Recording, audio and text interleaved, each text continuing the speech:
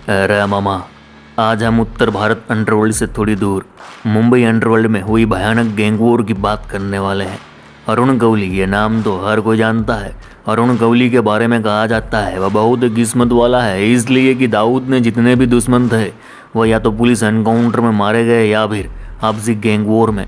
Mumbai underworld का ये सच है कि यहाँ के माफियाओं की उम्र बहुत कम रहती है, वक्त आने से पहले ही लुढ़क जाते हैं। लेकिन अरुण गवली एक लौता ऐसा डॉन है जिसने दाऊद से लोहा लिया, दाऊद के हमले से बचा भी और दाऊद के भारत छोड़ने के बाद मुंबई पर पूरी तरह कब्जा भी किया। आज अरुण गवली की कहानी सुनाने नहीं आया रहे, सुनाने आया है दाऊद द्वारा अरुण गवली पर किए गए घातक हमले की कहानी। जब दाऊद के शूटर्स ऑटोमेटिक वेपन से लैस अरुण गवली के गढ़ दगड़ी चोल पर धाव बोलते हैं, ऐसा भयानक हमला एक बार नहीं 2 बार किया गया था रे।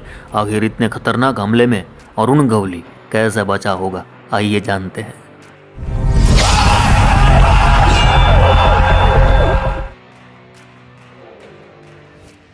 केम जो मजामा।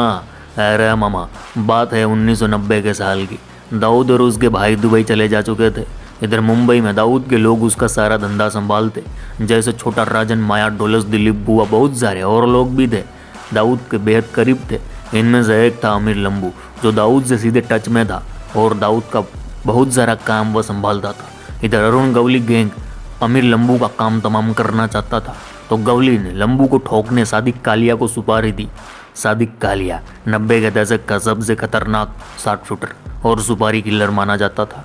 खैर, एक रोज़ सादिक कालिया आमिर लंबू को ठोकने निकलता है।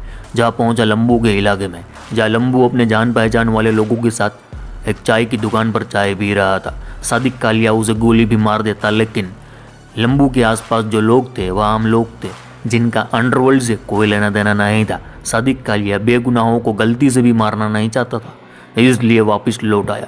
इधर इस बात से अरुण गवली तिलमिला उठा। उसने यह काम अपने सबसे करीबी खास शूटर तान्या कोहली को दिया। फिर एक हफ्ते बाद तान्या कोहली लोडेड गन के साथ जा पहुंचा नागपाड़ा, जहाँ दाऊद का हेडक्वार्टर था। ऑफिस में अमीर लंबू बैठा था। तान्या कोहली अंदर घुसा, ढाई ढाई ढाई गोलियां दाग दी। अमीर लंबू का वहीं राम नाम सत्य कर डाला। इधर अमीर लंबू की मौत से पूरी डी कंपनी में खाली बाली मच गई। बात दुबई पहुंची। अरुण गवली ने अमीर लंबू को ठोक दिया। दाऊद अपने खास गुर्गे की मौत से बावरा हो गया। उसने अरुण गवली को सबक सिखाने की ठान ली और फिर अरुण गवली के गढ़ यानी दगड़ी चोल पर ही अटैक करने का प्लान बनाया गया। दाऊद इब्राहिम मैसेज देना चाहता था, दाऊद गैंग पर हाथ डालना यानी मौत के मुंह में हाथ डालना। इस अटैक के लिए दाऊद ने अपने खूंखार शूटरों को तैयार किया, साथ में छोटा राजन के शार्प शूटरों को हायर किया गया और 8-9 लोग थे। ये सारे के सारे उस दौर के मुंबई के सबसे highly trained daredevil sharp shooter थे, जिनका पूरे मुंबई में टेरर था। इनमें सुनील सावंत उर्फ सौतिया, अनिल भरत जैसे खूंखार लोग शामिल थे। रात का वक्त था। इन सभी के हाथों में ऑटोमेटिक वेपन कार्बाइन थी। जाकर दगड़ी चोल के गेट के सामने खड़े हो गए और धाड़ धाड़ धाड़ गोलियों का पूरा बस्टर दगड़ी चोल पर दागा जाता है। वह 8-9 मिनट लगातार गोलियां बरसाई जाती है। उस रात दगड़ी चोल के गेट के सामने गोलियों के खाली खोखे इतने पड़े थे कि पूरा बोरा भर लो। यह मैसेज था दाऊद की ओर से अरुण गवली को कि हमसे उलझना मत, मारे जाओगे। हमले के बाद ये लोग गेट से ही वापस लौट गए। बताया जाता है इस हमले के बाद ही दगड़ी चोल का गेट बड़ा किया गया और अरुण गवली 3रे माले पर शिफ्ट हो गया और उस दिन से सैकड़ों शार्प शूटरों को सुरक्षा में तैनात किया गया। तो मामा, ये थी उस हमले की कहानी। एक और भयानक हमला दगड़ी चोल पर हुआ था। यह किस्सा अपने आप में मुंबई अंडरवर्ल्ड की भयानकता को बयां करता है। अरे मामा, 1981 से 1987 तक दाऊद गैंग पठान गैंग को मात देकर मुंबई अंडरवर्ल्ड में अपनी अहम जगह बना चुका था, लेकिन अब उसके नए दुश्मन भी आ चुके थे, अरुण गवली गैंग और अशोक जोशी गैंग। अरे मामा, कहानी में आगे बढ़े इससे पहले हम यहाँ एक शख्स का जिक्र करना चाहेंगे, सतीश राजे। ये वो नाम है जो मुंबई अंडरवर्ल्ड के सबसे कामयाब, सबसे शातिर दाऊद इब्राहिम के लिए बेहद करीबी है। मान लो दाऊद के सगे भाई की तरह था सतीश राजे। सतीश राजे की कहानी भी दाऊद भाइयों के साथ ही शुरू होती है। जवानी के दिनों में दाऊद का बड़ा भाई साबिर और सतीश राजे जिगर के टुकड़े थे। दोनों ने छोटे मोटे अपराध करना भी एक साथ शुरू किया था। फिर जैसे जैसे इनका दबदबा बढ़ा तो साबिर और सतीश राजे ही पूरा धंधा संभालते थे। तब दाऊद अपने भाइयों के साथ रहता। वो अंडरवर्ल्ड के समीकरण को सीख रहा था। गैंग में उसकी इतनी इन्वॉल्वमेंट नहीं थी। तब साबिर ही दाऊद भाइयों में सारा कुछ देखता था। इलाके में साबिर का रुतबा था और उसके साथ हर वक्त रहता सतीश राजे। उन दिनों में यारी दोस्ती में सतीश राजे ने दाऊद भाइयों के लिए काफ़ी कुछ किया। मान लो ये एक ही फैमिली की थी, जिगर के टुकड़े थे। सतीश राजे सातिर भी था, वहीं पैसों के लेन देन में उस्तादों का उस्ताद। इसलिए दाऊद भाइयों का पैसों का लेन देन वही करता था। किस अफसर को कितना पैसा पहुंचाना है, किस नेता को क्या तोहफा देना है, गैंग के पास कितने पैसे बचे हैं, कौन से धंधे में ज़्यादा पैसे हैं, यानी सतीश राजे दाऊद भाइयों की रीढ़ की हड्डी था।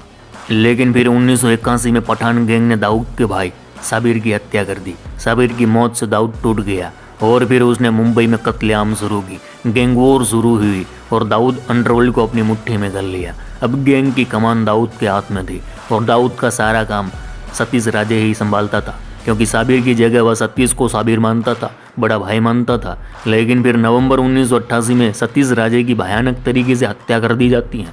इस हत्याकांड में अरुण गवली और अशोक जोशी गैंग का नाम आता है। इधर सतीश राजे की हत्या ने दाऊद को हिला डाला, अंदर से पूरी तरह खोखला कर डाला। वह बदला चाहता था, ऐसा बदला कि जिसे अंडरवर्ल्ड कभी भुला न पाए। अब दाऊद की ओर से दगड़ी चोल में यह मैसेज पहुंचाया गया कि अब अरुण गवली और अशोक जोशी सेफ नहीं है, जान खतरे में है, मारे जाओगे फाइनल है, बचा सकते हो तो खुद को बचा लो, बदला तो लिया जाएगा डंके की चोट पर। इधर दाऊद ने इन दोनों को मारने दो बड़ी टीम तैयार की। एक टीम जिसमें छोटा राजन के खूंखार शूटर थे जो अशोक जोशी के पीछे लगाए गए। दूसरी टीम थी जिसमें दाऊद के खुद के अपने लोग थे, जिनमें कोई 40-45 खूंखार शूटर थे जो अरुण गवली पर हमला करने वाले थे। उधर अशोक जोशी और अरुण गवली को अपने खबरियों से भनक लग चुकी थी कि दाऊद गैंग कोई बड़ा हमला करने वाला है और दगड़ी चोल में रहोगे तो मारे जाओगे, बचना नामुमकिन होगा। इसलिए इन दोनों ने अंडरग्राउंड होना ही सही समझा। अब पुणे अरुण गवली और अशोक जोशी का दूसरा बड़ा अड्डा था। पुणे में इन दोनों की काफ़ी चलती थी, वहीं दाऊद का पुणे में कोई खास इम्पैक्ट नहीं था, इसलिए इन दोनों के लिए पुणे सेफ था। इधर इन दोनों ने पुणे जाने के लिए एक तारीख तय की। चोरी छिपे पुणे जाने वाले थे, लेकिन ये खबर दाऊद गैंग को लग गई तो दाऊद ने इन दोनों को मुंबई से पुणे जाते समय बीच रास्ते में खल्लास करने का प्लान रचा। ये भी हो सकता था कि अरुण गवली शायद पुणे न जाए, इसलिए जो दूसरी टीम थी उसे दगड़ी चोल भेजने का डिसीजन लिया गया। 3 दिसंबर 1998 दूसरी टीम तैयार थी, जिनमें दाऊद के 40-45 लोग बाइक कार से रात को दगड़ी चोल पहुंचते हैं, जहां दगड़ी चोल में घुसकर अरुण गवली को ढूंढते हैं, लेकिन वह निकल चुका था, कहीं सेफ जगह पहुंच चुका था। सोचो, दगड़ी चोल अरुण गवली का गढ़ था, वहाँ उसके शार्पशूटर लोग रहते थे, वहाँ घुसना आसान नहीं था, फिर भी दाऊद गैंग घुस गया। 3 दिसंबर की रात खत्म हो चुकी थी, 4 दिसंबर शुरू हो चुका था। सुबह के 4 बज रहे थे। अरुण गवली और अशोक जोशी प्लान के मुताबिक पनवेल के पास मिलने वाले थे, वहीं से एक साथ पुणे के लिए निकलने वाले थे, लेकिन बीच रास्ते में गवली की कार में पंचर हो गया। इधर दाऊद गैंग का हमले का खतरा था तो अशोक जोशी अपने लोगों के साथ गवली का इंतजार किए बिना निकल गया और पनवेल के पास दाऊद की पहली टीम ने घेर लिया और मार डाला। यानी दाऊद ने अरुण गवली को मारने 2 बार हमले करवाए, इसके बावजूद वह बच गया। इसलिए मीडिया वाले अरुण गवली को किस्मत वाला डॉन कहते हैं। तो मामा ये थी कहानी, चलो इस गुज्जू भाई का राम राम, मिलते हैं फिर।